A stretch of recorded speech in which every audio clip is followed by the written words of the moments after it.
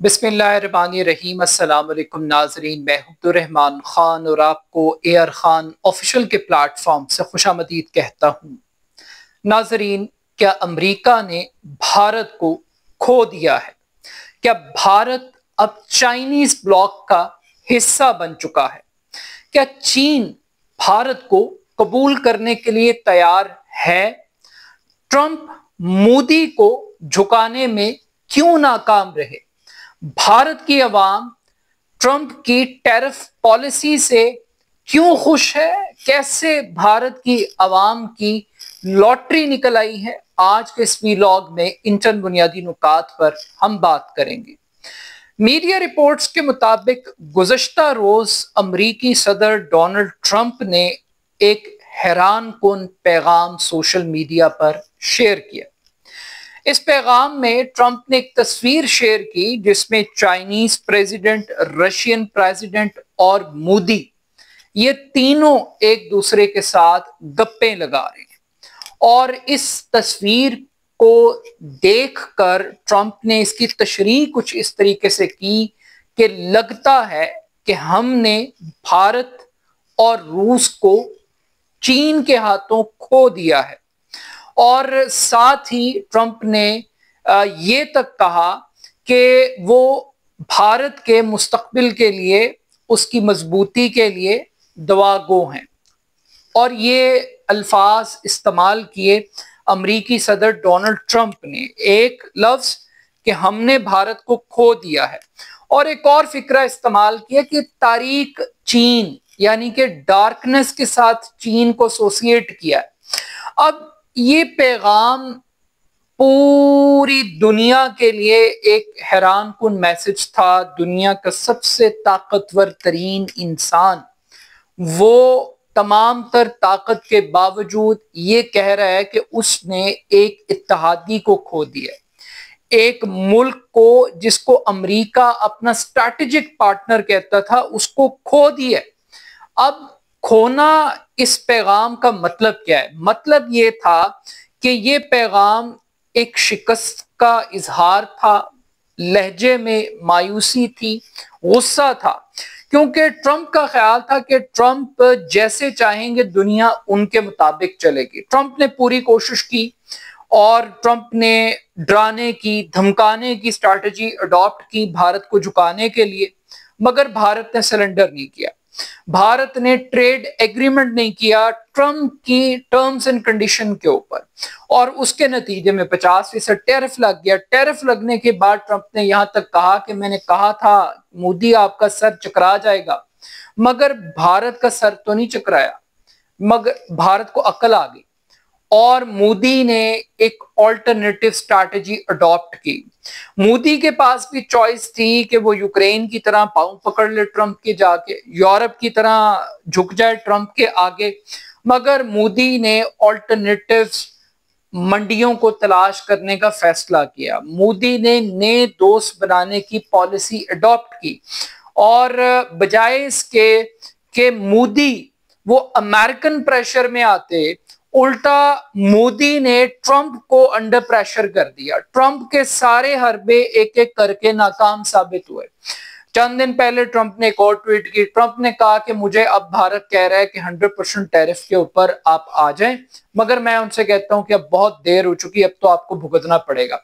और फिर वो साथ ही ये भी कह रहे थे कि ये तो अभी पहली पाबंदी है, इसके बाद दूसरी स्टेज आएगी, फिर तीसरी स्टेज आएगी, मगर वो दूसरी और तीसरी स्टेज तो अभी तक नहीं आई। लेकिन ये पैगाम आ गया, और पैगाम आया कि हमने चीन के हाथों भारत को खो दिया है, यानी कोई कीमती चीज वो अमेरिका के हाथ से निकल गई है। अमेरिका एक लूजिंग एंड के तौर पर खड़ा है।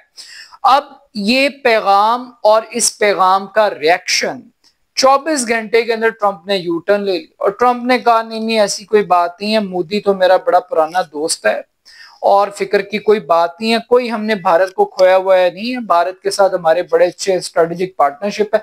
अब ये कवर अप था, ये यू टर्न कह लें या कवर अप कह लें। और साथ ही हमने देखा कि एकदम मोदी साहब ने भी ट्वीट की और कहा कि नहीं नहीं, ट्रंप के साथ हमारी और अमेरिका के साथ बड़ी पुरानी और बड़ी गहरी दोस्ती है और हम बड़े पार्टनर हैं। यहां पर मोदी ने एक लूज बॉल दे दी। अब तक मोदी बड़ा जबरदस्त खेल रहा था। कुछ अखबारात, आलमी जरीदे ये दावा कर रहे थे कि ट्रंप कॉलों पे कॉलें कर रहा है और मोदी टेलीफोन कॉल अटेंड नहीं कर रहा, मोदी अपनी नाराजगी और गुस्से का इजहार कर रहा है। तो अभी ट्रंप ने एक ट्वीट की और साथ ही मोदी साहब लेट गए। मोदी साहब की थोड़ी सी तारीफ हुई और मोदी साहब ने बस पूरा इंडिया सरेंडर कर दिया। और इसके ऊपर अब सोशल मीडिया में बड़ी तनकीद हो रही है। वो कह रहे हैं कि जनाब, जब ट्रंप पूरी दुनिया के सामने भारत की तौहीन कर रहा था, तजलील कर रहा था, उस वक्त तो आप कुछ नहीं बोले, उस वक्त तो आपने कोई जवाब नहीं दिया, आपने खामोशी इख्तियार की। अब जब वो आपकी तारीफ कर रहा है तो एकदम वो आपका दोस्त बन गया, उससे आपकी मोहब्बत बढ़ गई, उससे आपके सफारती ताल्लुकात कायम हो गए। तो कॉन्ट्रडिक्शन है, मोदी की तारीफ करना और भारत की तारीफ करना या भारत को सपोर्ट करना तो मुख्तलिफ बातें। भारत को कोई रियायत नहीं मिली अभी तक, जिस रियायत की तवक्को भारत कर रहा था वो अभी तक नहीं मिली।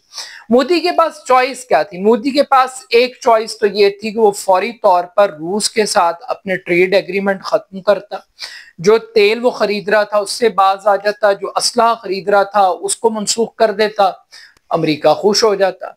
और ट्रेड एग्रीमेंट के अंदर वो अमेरिकी किसानों को भारत की मार्केट में आने की दावत दे देता, भारत का जो डेयरी सेक्टर है वो अमेरिका के हवाले कर देता, तो ऑल इज वेल हो जाता। मगर ये नहीं हुआ। और उससे बढ़ के जो गुस्सा है वो ये भी है कि यार, जंग खत्म करने का या रुकने का क्रेडिट मुझे देने की बजाय वो ये कह रहे हैं कि हमसे बराह रास्त पाकिस्तान ने रिक्वेस्ट की और हमने पाकिस्तान की रिक्वेस्ट को तस्लीम कर लिया।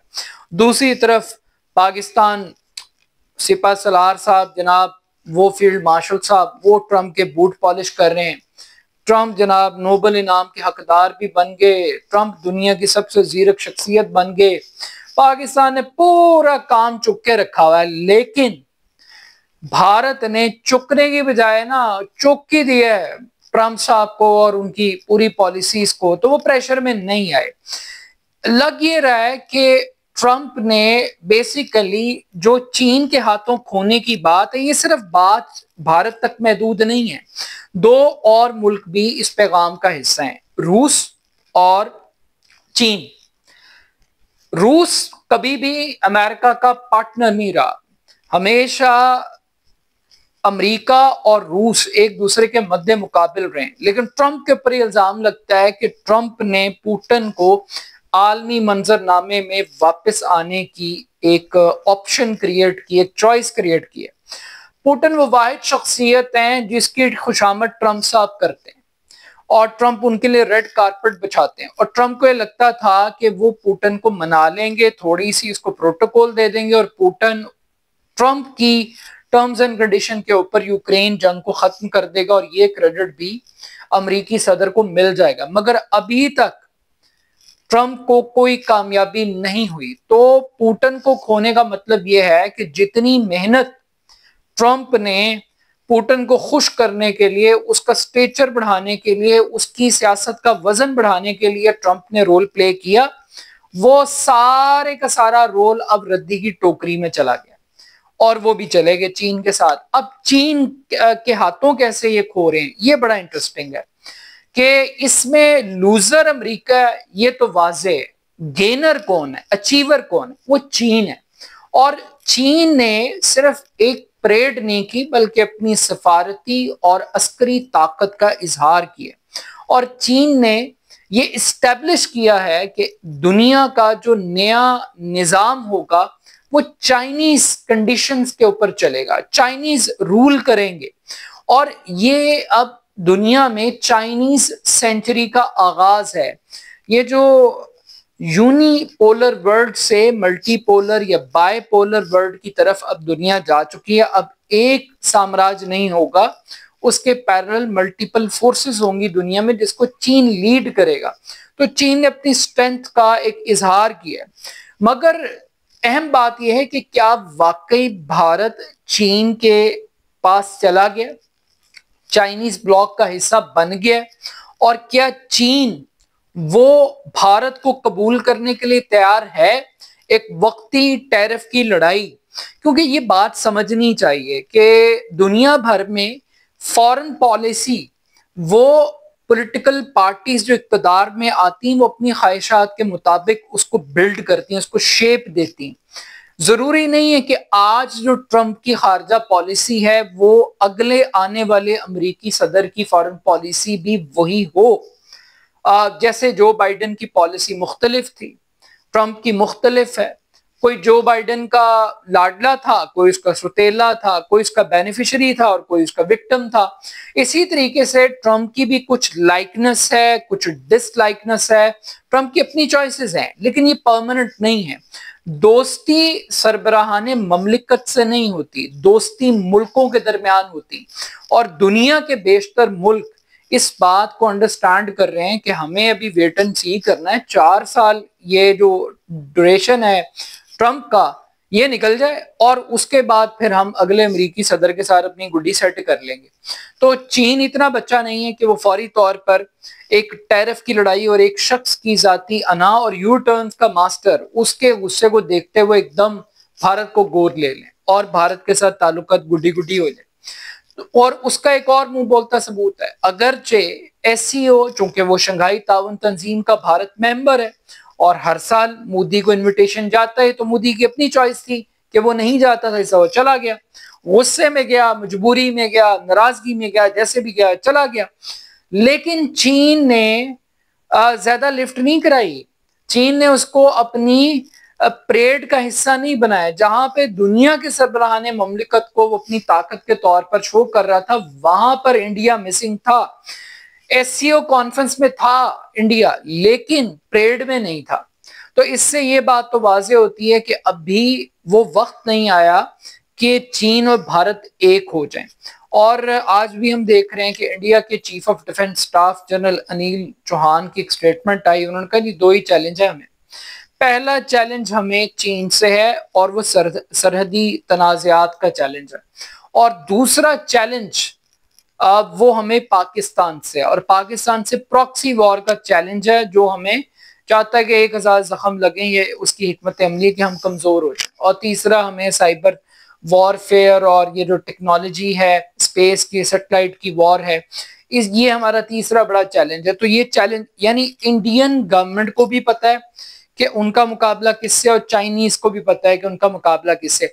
लेकिन इस पूरी जंग के दौरान भारतीय अवाम का बड़ा भला हो गया। एक तरफ तो जो सनतकार हैं उनके लिए तो मौत है, लेकिन जो आम कंज्यूमर है, आम इंडियन शहरी है, वो बड़ा खुश है। और उसकी वजह यह है कि इंडिया में जो जीएसटी टैक्स है उसकी स्लैब्स को कम कर दिया गया है, कुछ खत्म कर दी गई हैं, कुछ कम कर दी गई हैं। 5% से 18% का स्लैब, पहले 5% होता था, फिर 12%, फिर 18%, फिर 28%, अब 5 और 18 रख दिया। और इससे क्या हुआ, 50% कीमतें कम हो गई और चीजें सस्ती हो गई। लोगों को क्या चाहिए, जब चीजें सस्ती हो गई हैं तो लोगों की बाइंग पावर बेहतर होगी, लोग ज्यादा खरीदारी करेंगे, कारोबार ज्यादा चलेगा, और जो लोकल मईशतें उनकी जो कॉस्ट ऑफ प्रोडक्शन है वो मजीद कम होगी। जब वो कम होगी तो उनके लिए मटेरियल को तैयार करना और ज्यादा आसान होगा। कुछ लोग कह रहे हैं कि ये सिर्फ ट्रंप की वजह से है, कुछ लोग कह रहे हैं कि हिंदुओं का 9 रोजा एक त्यौहार आ रहा है, ये उसकी वजह से उन्होंने ये कार्ड खेला है। कुछ कह रहे हैं बिहार के इलेक्शन के हवाले से। इंडियन गवर्नमेंट कहती है कि नहीं जनाब, हम तो बड़े अरसे से तैयारी कर रहे थे, सोच रहे थे, तो इन किसी भी चीज से ताल्लुक नहीं है, ये हमारा अपना इकोनॉमिक प्लान था।